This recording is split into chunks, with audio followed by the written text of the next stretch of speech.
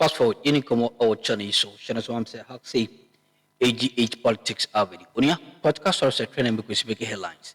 And the Jemre now it be exum. Any ambraxim say any AD kanya. Structure which must subscribe to the channel.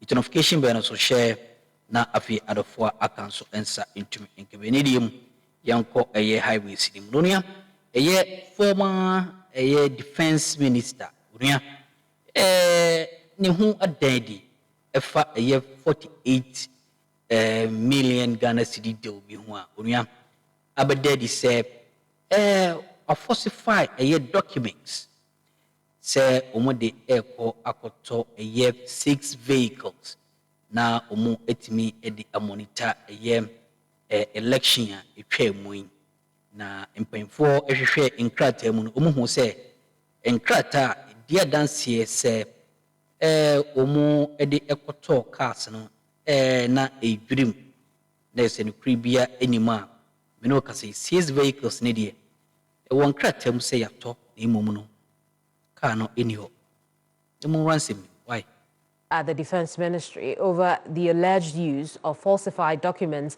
in the procurement of 6 vehicles intended for monitoring the 2024 general elections. It follows a demand by the Majority Chief Whip, Roxanne Nelson Dapiamekwo, for the immediate interdiction of the same person. The demand follows findings by the Auditor General, which rejected store receipt vouchers valued at 4.8 million cedis in a special audit of government commitments and payables, citing that the vehicles in question had not been supplied. Appearing before the Public Accounts Committee, the former Procurement Director, Frank Oliver, explained that the vehicles had initially been delivered but were later taken away from the ministry's custody due to concerns that payment might not be effected. He indicated that he subsequently advised management to extend the contract agreement. His explanation, however, raised serious concerns among members of the committee. Here's a playback. Minister of Lands and Natural Resources, I think you should be interdicted for how you carried out your function as Minister of Defense. We demand that, or you are not responding to the issues reasonably. What is your relationship with Global Supply Network? Mr. Chairman, I don't have any relationship. Because you see, Mr. Chair, I am struggling to appreciate the fact that a ministry signs a supply and purchase agreement. You are not the ministry. You are not even the chief director. You are not the Minister of Defense. And you are telling the Committee of Parliament that the supplier was putting pressure on you by sending you text messages. So you see, this is how you people personalize public transactions. You personalize the transaction, so it became your personal burden. How many were the vehicles?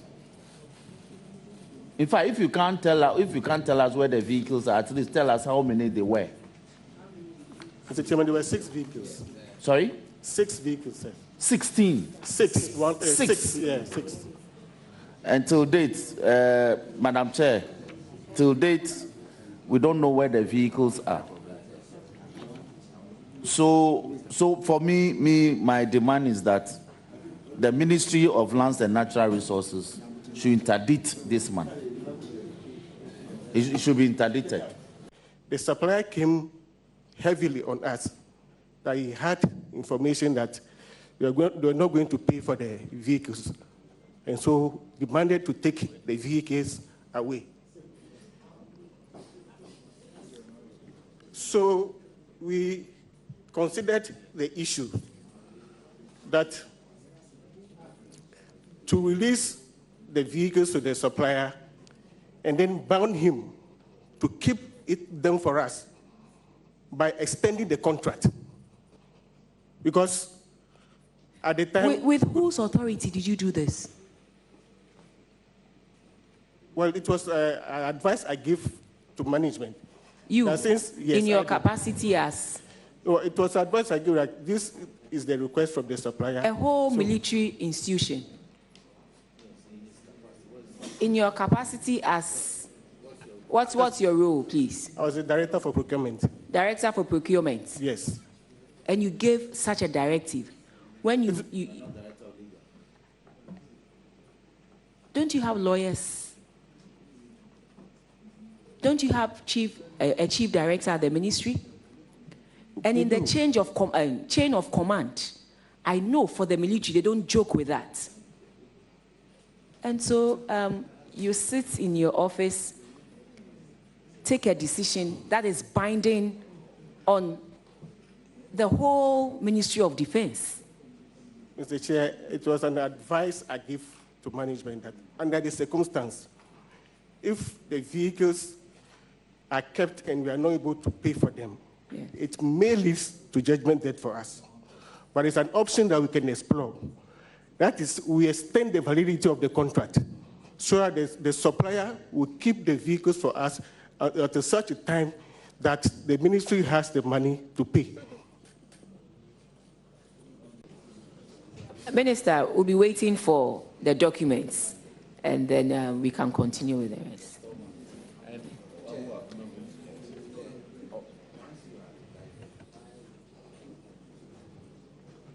Oh, he has to prove that he got permission from that guy.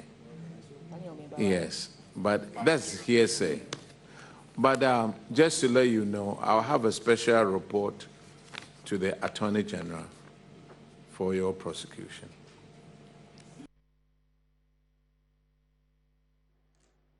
Now, a coalition of traders, freight forwarders, and custom agents are calling on government to urgently review the new AI tool installed at the ports, which they claim is imposing arbitrary values on imports, leading, in some cases, to unusually high duty charges.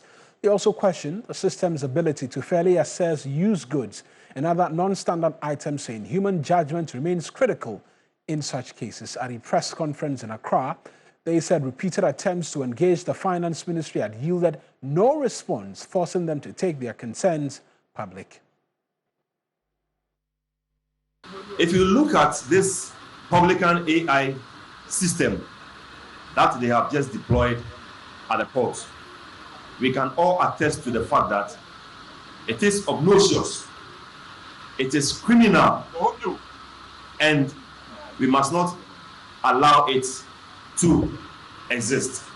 I think just last week, GRA issued a statement indicating that if the AI computes the values, which is higher than the one that the officer will compute, we have to use that of the AI. But then, if the officer comes out with a valuation that is higher than that of the AI, we should still stick to that of the higher one. Do you think this is fair? Let's speak to the convener of the coalition of the concerned importers, exporters, traders, and freight forwarders. Obria J. Michael is joining us right now with a bit more in terms of details. You say you're not against technology, but against how this AI is being used. Exactly what is the content? Help us understand how the AI is working, which you say is against your interests.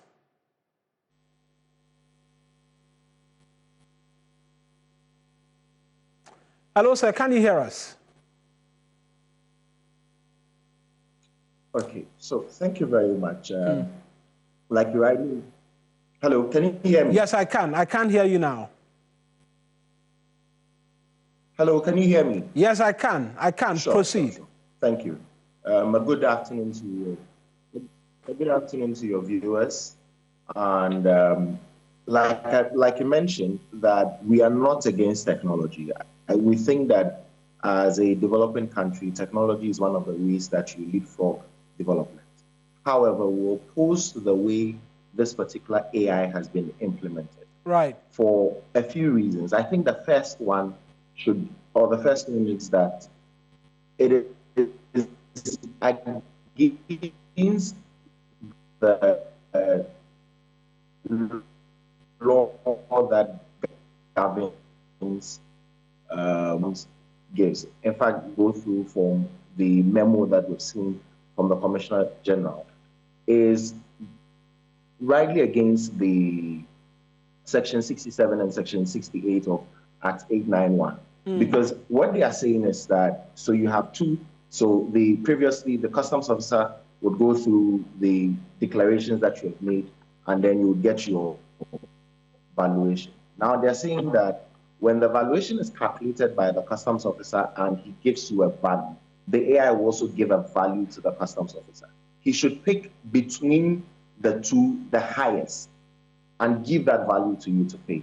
That is something that our law says you cannot do. Not just the Ghanaian law. What specifically does the law say? What specifically does the law say? The law said, so the law says that, and if you, what the law says, I wanted to read the law, but let me pass. What the law says is that values should not be determined between, so you should not give somebody two value and determine the value on the one that. So for you, you want the AI completely removed from the port, or what is the concern? That you have a concern that a human agent will profess how much you're supposed to pay in terms of duty, and then the AI is doing the same, and then a selection is done between which is higher or not. You want the AI taken away completely. So the AI is a decision and risk management tool. So it should not supersede what we do. So what the AI should rather do is to assist the person make a decision beyond just even the name. When it comes to appeals, so previously, if you had an issue with the values that you were given and you wanted to appeal the value, there is a way which there's a clearly defined SOP that you go through. Currently, at least until yesterday, that the ministry says going to sit twice a week to determine appeals, which grossly affects efficiency, because everything at the port is about time. So if you import goods and they come in, they might have come in just for the Easter period. If we're going to determine appeals twice a week, it means that by the time your appeal would have been determined, the season that you wanted the goods out may have elapsed. Right. Beyond that, it would also mean that demurrage may affect your goods and all of that. And so we're just simply saying that we don't think that AI necessarily is bad. We're saying that the implementation of this is shrouded in a lot of opacity. Right. And so we should withdraw it, meet as stakeholders, and find a way that is within the remit of the law to implement it if the government wants to implement it. Right then, Michael, I'm sure we'll have another chance to have a go at this conversation. Michael Ǎrrěsť is a convener of the Coalition of Traders, Freight Forwarders, Importers and Exporters who are raising concerns about this new AI at the port determining duties for all of them. That will take us on to very first break for the bulletin. But before we do that, pupils of Accra Newtown Experimental 1A and B primary school say the lack of adequate school desks have made it impossible for them to move into a newly renovated classroom block. This situation forced them to continue using an abandoned 3-story building, which later collapsed on Sunday, March 29. Speaking to TV3, some of the pupils revealed that the last time they studied in the now collapsed building was only on Saturday as they prepare for their BECE. Also speaking to the task force. And they will officially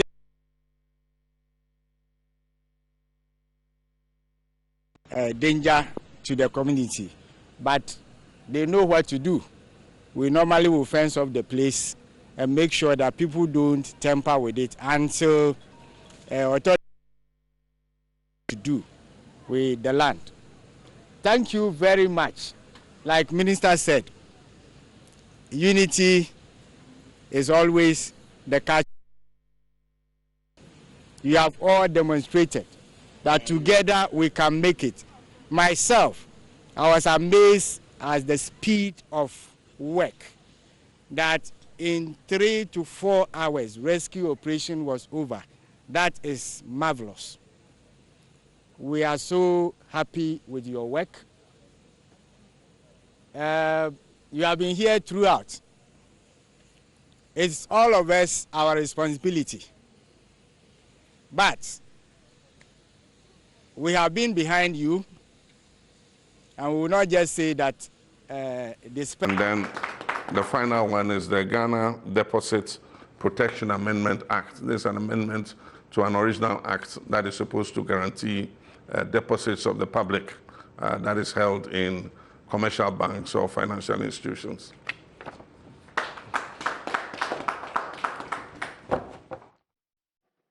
As a president there, but we'll move away from that because the Minister for Interior, Mohammed Muntaka Mubarak, says the ministry is exploring public-private partnership arrangement as a strategic option to address the infrastructure deficits facing the country's security agencies.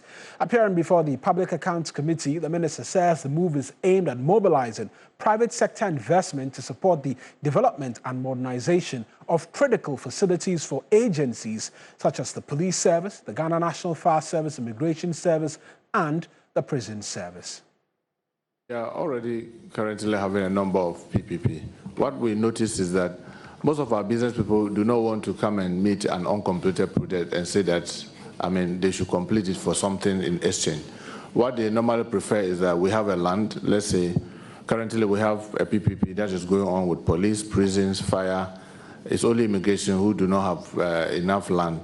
But prisons, if you go around Cantonment, around the headquarters, you see some building coming up. You have, let's say, 10-acre plot or land, even with some infrastructure there, let's say the accommodation, someone comes in with a very good proposal.